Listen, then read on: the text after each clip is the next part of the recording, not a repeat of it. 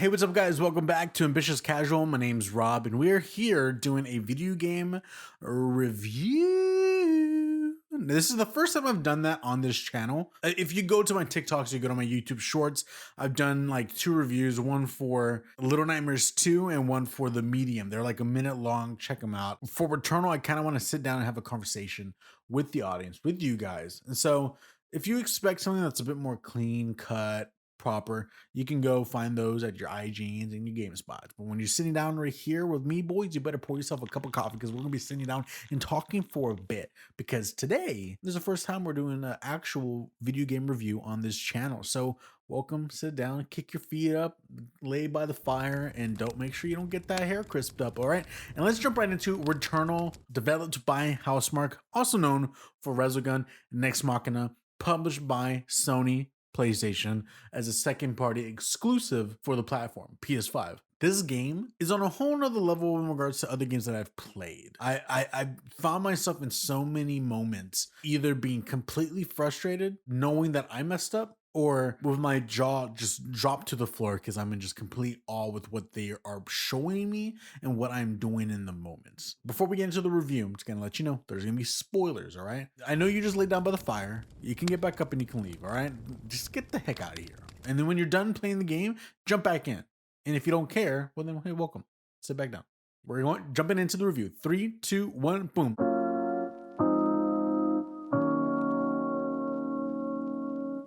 I kind of summarize this game as like a roguelike Dark Souls. Now, if you don't know what a roguelike game is, a roguelike is a game to where you begin, you progress, if you die, you start all over from the beginning. Some of them you carry over what you've been using, others you literally start from scratch. You got your Binding of Isaac, so you got your Hades, you got your Rogue Legacy, you got your Dead Cells. This one in particular is one where if you lose, you start all over again. But there are certain aspects to how you can build upon your arsenal as you progress, and we'll get into that right now. We're getting into gameplay, okay? The game begins and you are playing as Celine, somebody who is part of this space organization that is trying to figure out, you crash landed, why are you here? And then you find out when you're there, you find yourself dead on the floor and you're like, how the heck is this here? And then that's technically the whole premise. You're trying to figure out, okay, if Celine is here, but I'm right here, why is there 2 Celines? Let me figure this out. When you die, you start all over again. And now she's like, I'm in this loop. How do I get out of it? And so that's the premise of the entire game. What I will say when it comes to Returnal, there's a couple things that I had to get used to. One is the language of the game. The game doesn't just start off and it's like, here's your health, here's your energy, here's your weapon levels or whatnot. No, it's very different than that. The way that Returnal respects itself is that it's in this world and it wants you to respect the world that it's in. And it actually respects itself for being in the world that it's in, and everything kind of forms around it. There's a language you have to learn in regards to this game. Your health is not called health. Your health is actually called integrity. And your weapon level status is not just weapon level status, like weapon level status 13 or 12 or whatever. Like once you reach level 10, you can start finding level 10 weapons within the world. No, it's called proficiency. And then on top of that, you also have your adrenaline, which is a buff that can be multiplied by 5 if you get 3 kills in a row. And then you have your parasites and your malignants and your artifacts and so the game has a language to it that you have to learn. And it took me a bit to kind of get used to. There's so many moments where I would be running through the game and I find an item and it says that it will add this buff to integrity. And I'll be like, what in the world is integrity? And I have to go into my tutorials, go look for the word, oh, integrity is my health. Okay. And at the beginning, it kind of was a little bit of a pain in the butt. It didn't hinder my experience of the game. It just was a little extra thing I had to do. Once I got used to it and you finally remember what the language is, boom, you're good to go. Don't even have to think about it anymore. The game kind of sits within like 6 biomes. And biomes are the areas that you play in, and you have to get to the boss so you can progress to the next biome. So starting off for me, I felt myself after the first biome slowly starting getting into the groove of how everything was working. And then it wasn't until I got to the first boss where I just got my butt handed to me was when I realized, okay, this game is a lot deeper than I thought it was. And I need to take a step back and figure out how all this stuff works. And it took me a while. And in regards to this whole game, your movement in playing is fun. It is fluid. being Celine and jumping, dashing, trying to get around bullets and everything like that, it's fun. It is very, very fun. And I never found the game to be boring at all. It's just complete action, going. And your mind is always having to be aware of what is going on. And that's where moments like 3D audio even comes into play. My headset that I have, which is the Astro Wireless Pro, being able to actually listen behind you to see if there's shots coming out really helps out when you're trying to build up that adrenaline. Because if you don't have 3D audio and you don't know what's going to hit you from behind, well, then when you're trying to build up this adrenaline and just runs out, you're kind of like, well, how am I supposed to know what's going on? 3D audio really helps out in the experience of this game. It's not an end all be all, but it really did lend a hand. And on top of all that, the DualSense really adds this another layer to the game that kind of pushes PlayStation up on this level above Xbox regarding play experience. If we stripped away Game Pass and everything and just looked at these boxes, just a complete total box, and they play games on them, I will say the DualSense really lends a lot to the experience, just due to the fact that the capabilities that the controller has, being able to stand and the rain is falling and I can feel the raindrops in the controller, or when you're dashing, or when your adrenaline is rising up and you can feel it just load up. Just different moments within the way that the controller feels really lends a lot to the experience. And I enjoyed it. There'll be moments where after doing my third run and I died again and I'm right there and the rain is falling, and I'm just sitting back, taking a deep breath on my phone, looking on Twitter, and just feeling the rain on my hand and hearing it. It's almost like it's that other level of dimension within the game that I'm like, I feel like I'm there with Celine. And I really enjoyed that. And it actually makes me excited to see what others can do with it. I know we got a little bit of that in Miles Morales within the web slinging, and we saw a lot of that in Astro's Playroom, which is technically a demo to showcase everything that the PS5 can do. Other than that, I think this is like the first true moment that we can actually see it being utilized, more so than Miles Morales. And I'm really excited to see how it's going to be utilized in things like Ratchet and Clank, and maybe some other third parties that they actually put the time in to really use it. Now, one of the things is the action is hectic. It's edge of your seat, heart pounding. I was always finding myself put into these arenas, and sometimes they will lock down and you cannot continue until you beat the arena. And I'm right here trying to build up my life to make sure I can get to the boss on time, but I'm just getting hit and I'm just constantly just not breathing because I'm so focused on what's going on. And then once you're done, be like, okay, I did that.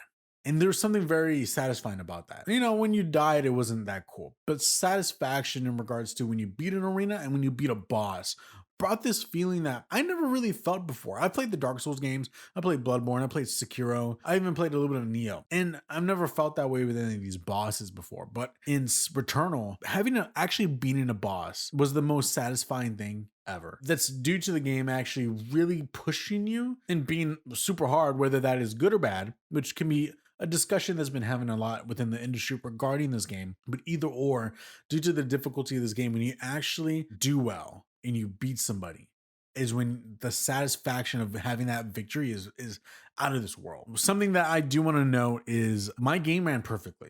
There wasn't a moment that I had a glitch, only but once. And that was like 5 minutes into a run. So I didn't lose anything. And it wasn't really that big of a deal to me because it was just one time. I know that there's a lot of people, there's some people that still can't even get past the first 5 minutes of the game, let alone those who are seeing some issues maybe 3 or 4 times in their run. Me, it was just one time. And after that, I never had a single hitch. The frame rate, unbelievable. I had no frame drops or anything like that. My game was perfect smooth all the way through. I will say, regarding enemy types, they had a lot of different looking enemies. And this is where you can see the arcadiness within Returnal. You can see the influences of Resogun and Ex Machina and all their other games coming together in this. And it's in regards to the way that the enemies attack. You can get some that has a blast that is horizontal, vertical, that are barrages, that are blasts with AoEs and melee attacks as well. With all these different types of things going on is where you really got to focus. If you see this line of beams coming towards you, okay, well, you jump over it. If you see a line coming towards you in a vertical manner, well, then you can move to the side of it. But when you have all these moving at the same time, and you have some bosses that are throwing out 4 different move types at once, is when you really at the edge of your seat. I will say with one thing in regards to gameplay, the RNG, there's a big thing going on with the RNG that I feel like is probably not perfect. I don't know if it's messed up. Now, if you don't know what RNG is, RNG stands for random number generator. And the way that works is in regards to playing a game like this, when you open up a chest, you're not guaranteed what's going to be in that chest. It's going to be randomly generated. Now, when you start off with a pistol, and then from there on, you progress to carbine, and then you also progress to like the shotgun. And those are like their three first guns that you're kind of rotating through. Now, as you progress past the first biome, and you go into the second, and then the third, and then the fourth, and the fifth, even to the sixth, you'll begin unlocking more weapons to be found in chests. There's a problem with this. For me personally, and it can be different for everybody, my two favorite weapons to use was the Hollow Seeker, which was like a submachine gun, and then the carbine. On top of that, with these guns, as you progress within your proficiency, which is, like I said, your weapon level, you can get better guns that have actually different effects on them. The reason why I like the Hollow Seeker was the fact that with it, it can utilize a automatic turret that will go and just start fighting enemies while you're fighting other enemies. But the problem was this: as you go and you start unlocking and start finding all these different guns, you start adding more to the possibility of what you can find within a chest. Let me try to clarify this. At the beginning, when I only had a handgun, the carbine, and the shotgun, when I opened up a chest, I had a 30% chance to get either one of those guns. That's a pretty high chance. Now, the moment I unlocked 7 other guns, and I have a total of 10 guns, well then when I open up a chest, I have a 10% chance to get the gun that I actually want. So then the Hollow Seeker, the carbine, is really diminished to really low as you progress in the game, which kind of makes it harder to suit up and find that right equipment that you want to go in. A lot of the times I would find myself in a run to where I'm like, I don't have the guns that I want. I don't have the buffs that I want. I don't have the parasites that I want. Parasites are things that you can add upon yourself that adds like a buff to you and also has a con to its effect. If you can't find the ones that you want because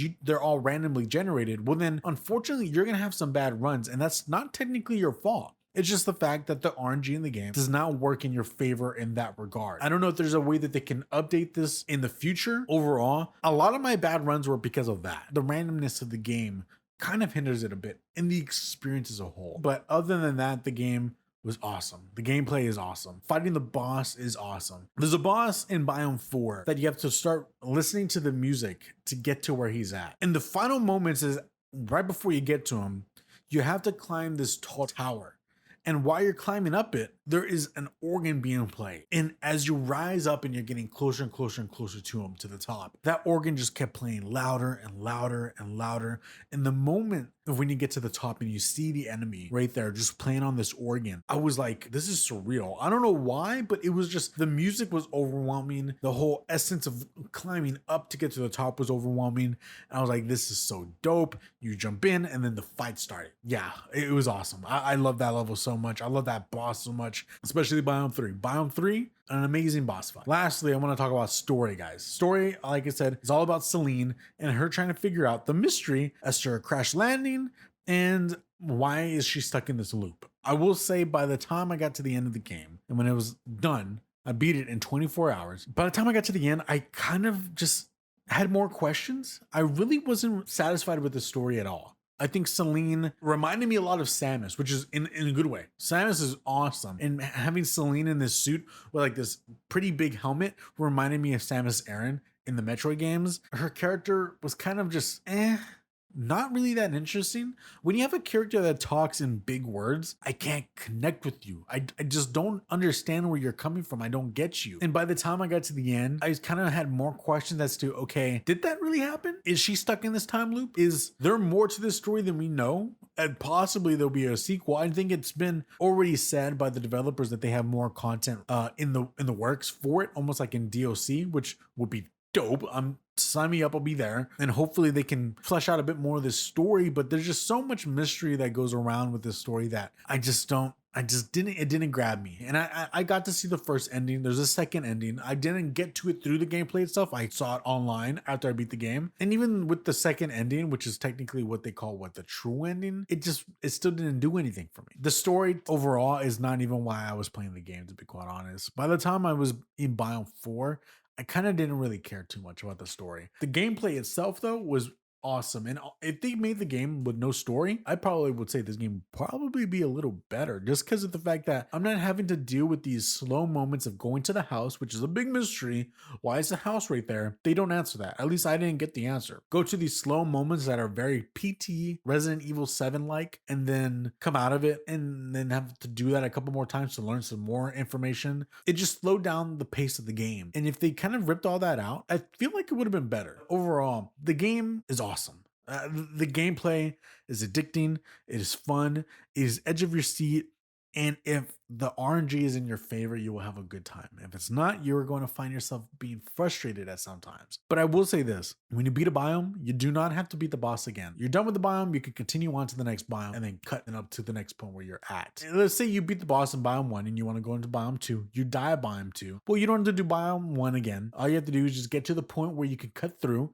When you cut through and you enter into biome 2, well, then there'll be an item there to kind of level you up in the part that you need to be regarding proficiency in that world, and then you start from there on. All right, guys, well, overall, the conclusion is that I loved Returnal. I highly recommend it. I'm not going to tell you is the price worth the game. No, based off of what I said, you can figure that out. Anyways, thanks for joining me here on the Returnal review. My name's Robbie here on the Ambitious Casual channel. If you like this review, well, hit the thumbs up button and let me know in the comments what you think. Like I said, this is a bit more of a laid back kind of sit down talk for the game. Thanks for joining me here, guys. You have a good one. Until next time, peace.